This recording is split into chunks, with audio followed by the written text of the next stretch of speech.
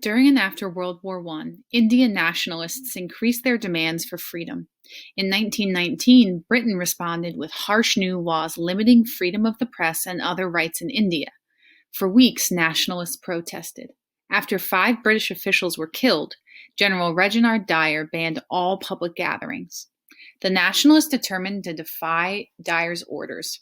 On April 13, 1919, more than 10,000 Indians gathered in a public area in Amritsar, a city in northwestern India. General Dyer ordered his troops to open fire. Men, women, and children were trampled as they tried to escape. When the shooting stopped, 379 Indians lay dead and more than 1,100 were wounded. The Amritsar massacre was a turning point in India's struggle for freedom. It deepened distrust of the British and led to increased violence. It also stirred many Indians to call for the complete separation from Britain. Mohandas Gandhi returned to India from South Africa in 1914. Within a few years, he emerged as a key figure in the Indian struggle for independence. Gandhi united many groups within the nationalist movement. He took the struggle beyond the Congress Party, which was largely a middle-class organization. He inspired the common people of India to work for change. In addition, he won the backing of the Indians who had benefited most from the British rule.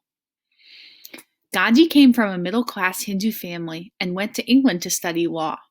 In 1891, he returned to India but had little success as a lawyer.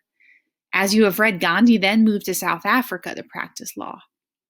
There, he developed his ideas about the use of nonviolent resistance to end injustice.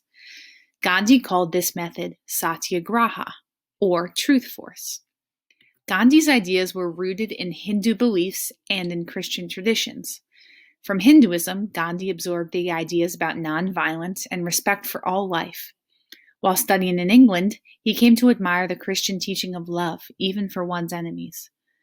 The writings of American philosopher Henry David Thoreau influenced Gandhi as well. Thoreau had practiced civil disobedience, or the refusal to obey unjust laws. To Gandhi, the goal of satyagraha was to convert the wrongdoer. He hoped to make the world aware of British injustice by accepting punishment without striking back. He also hoped to awaken in the British a sense of their own wrongdoing. Gandhi's ideas were appealing to Hindus of all classes. He won support by stressing India's rich heritage. He gave up Western ways and encouraged traditional Indian industries such as spinning cotton. He lived simply, dressing in white cotton garments worn by India's poor. Like many devout Hindus, Gandhi was a vegetarian. He often fasted or went without food. He emphasized Hindu virtues such as duty, morality, and self-discipline. Gandhi's followers called him Mahatma, or Great Soul.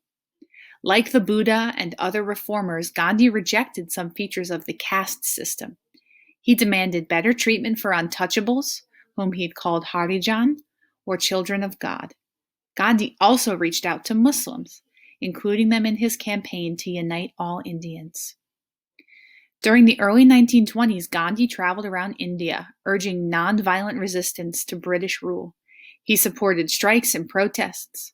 Along with other leaders, he called on Indians to boycott or stop buying British-made goods. A future Indian Prime Minister, Indira Gandhi, who was not related to Mohandas Gandhi, recalled that as a child she gave up her British-made doll. She took "My Friend, My Child" to the roof of her home and burned it, and then burst into tears. In 1930, Gandhi used satyagraha to protest the tax on salt. Indians could only buy salt heavily taxed by the government. In protest, Gandhi led followers on a 200-mile march from his home to the coast. Thousands of people joined the march along the way. At the coast, they broke the law by making salt from seawater. The salt protest spread across India. The British arrested Gandhi and an estimated 50,000 other Indians. Although the government kept its salt tax, the campaign increased the world's support for Indian nationalists. Throughout the 1930s, the British responded to nonviolent Indian protest with force. In Britain, people began to debate whether their government should hold on to India. When World War II began in 1939, most Indians had no desire to fight in what they saw as Britain's struggle. The Indian National Congress refused to support the war unless Britain promised immediate independence. When the British refused, Gandhi and other Congress members organized a Quit India movement. They urged Indians to follow a policy of non-cooperation with the British. They also continued their campaign of civil disobedience. The British responded by arresting more than 20,000 Congress members. By 1945, war-weakened Britain realized that it could no longer keep India. Nationalist forces were simply too strong. Also, popular opinion in Britain opposed keeping overseas colonies. As independence approached, a tragic conflict took shape between Hindus and Muslims. In the early days of the nationalist movement, Hindus and Muslims had cooperated. During the 1920s and 30s, however, divisions grew between the largely Hindu Congress Party and the Muslim League. The British encouraged the conflict, hoping to weaken the nationalists.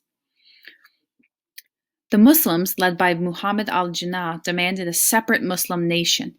As you have read in the past, deep differences in religious beliefs had led to clashes between Hindus and Muslims.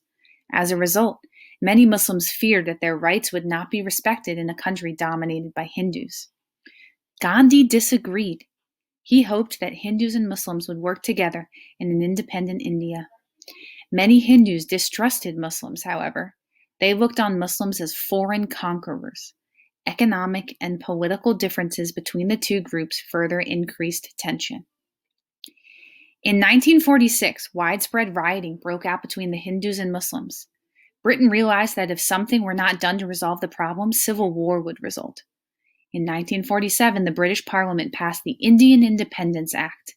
The act ended British rule in India. It also provided for the partition or division of the Indian subcontinent into two separate and independent nations. One nation was Hindu-dominated India. The other nation was Pakistan, with a Muslim majority.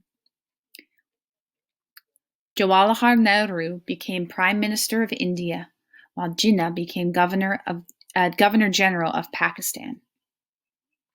Partition led to an explosion of violence. Although India and Pakistan each promised religious toleration, distrust and fear were deeply rooted. Violence broke out between Muslims and Hindus. More than 500,000 people died in the fighting. In his short story, We Have Arrived in Amritsar, Indian writer Bisham Sani described a train ride during that time of violence. The whole city was aflame. A deserted railway platform faced us when the train stopped at the next station. A water carrier came over to the train and began serving the passengers with water. Many people killed. Massacre, massacre, he said. It seemed as though, in the midst of all that death, he alone had come out to perform a good deed. To escape death, millions of Muslims fled from India to Pakistan. At the same time, millions of Hindus left Pakistan for India. An estimated 15 million people took part in this mass migration. Sickened by the violence, Gandhi refused to celebrate India's independence on August 15, 1947. During the months that followed, he held prayer meetings across India. At these meetings, he recited verses from the Quran and the Bible, as well as sacred Hindu texts. In January 1948, Gandhi himself fell victim to the violence. A Hindu extremist who believed that Mahatma had betrayed his own people shot Gandhi. "The light has gone out of our lives," mourned Nehru. "There is darkness everywhere."